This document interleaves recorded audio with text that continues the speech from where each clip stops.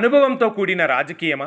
Telugu Desam party అధినేత ముఖ్యమంత్రి చంద్రబాబు అనుభవం ముందు ఎవరూ సాటిరారు.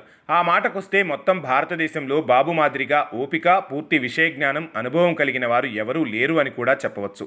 ఆంధ్రప్రదేశ్లో కానీ, రెండు తెలుగు రాష్ట్రాల్లో కానీ బాబుకు సరిసాటి మరొకరు లేరు అన్నది అతిశయోక్తి కాదు, అక్షర సత్యం. ఆయన జీవితం మొత్తం అనుభవసారం. ఆయన నడిచే రాజకీయ విశ్వవిద్యాలయం అని కూడా చెప్పాల్సి ఉంటుంది. ఇదంతా ఎందుకంటే బాబు ఏం చేసినా పక్కాగా ఉంటుంది.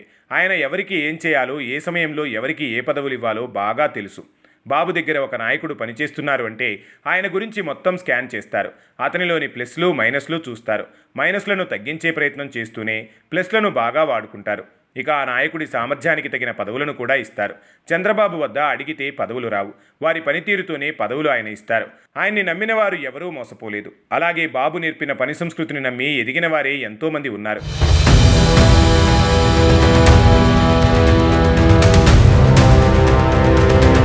తెలుగుదేశం పార్టీ అధినేతగా రెండు రాష్ట్రాలలో బ్రహ్మాండమైన నాయకత్వాన్ని అందించిన బాబు ఏ చిన్న పదవి విషయంలో అయినా ఎంతో ఆలోచించి ఎంపిక చేస్తారు.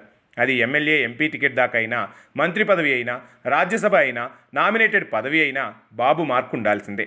లేటెస్ట్గా బాబు నామినేటెడ్ పదవులు చాలా ఎంపిక చేశారు. బాబు ఎంపికలు చూసిన వారికి అనిపించేది ఒక్కటే, సమర్థులకే ఆయన అవకాశాలు ఇచ్చారు అని. పదవులు అలంకారం కాదు, వాటి వల్ల వారు ఎలివేట్ కావాలి. అదేవిధంగా ప్రజలకు, పార్టీకి, ప్రభుత్వానికి మేలు చేయాలి. అలా ఆయన ఆలోచించే ఆప్కాబ్ చైర్మన్ పదవిని గన్ని వీరాంజనేయులకు ఇచ్చారు. ఇది మంచి నాయకుడికి మంచి పదవి ఇచ్చారు అని అంతా అంటున్నారు. అలాగే రాయపాటి శైలజకు ఏపీ మహిళా కమిషన్ చైర్పర్సన్ పదవిని ఇచ్చారు. ఆమె ఎంతో సమర్థురాలుగా ఉన్నారు. విద్యాధికురాలుగా, మంచి నాయకురాలుగా ఆమె కనిపిస్తున్నారు. అమరావతి రాజధాని ఉద్యమంలో ఆమె కీలక పాత్ర పోషించారు. ఒక మహిళా శక్తిగా ఉన్న ఆమెకు ఈ పదవి ఖచ్చితంగా సరిపోతుంది అని అంటున్నారు.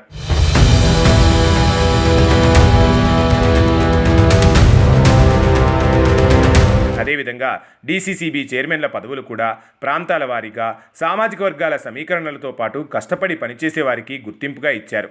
ఇక ప్రెస్ అకాడమీ చైర్మన్ పదవిని ఆలపాటి సురేష్కు ఇచ్చారు. ఆయన కూడా ప్రెస్కి ఈ పదవిలో బాగా చేస్తారు అని అంటున్నారు.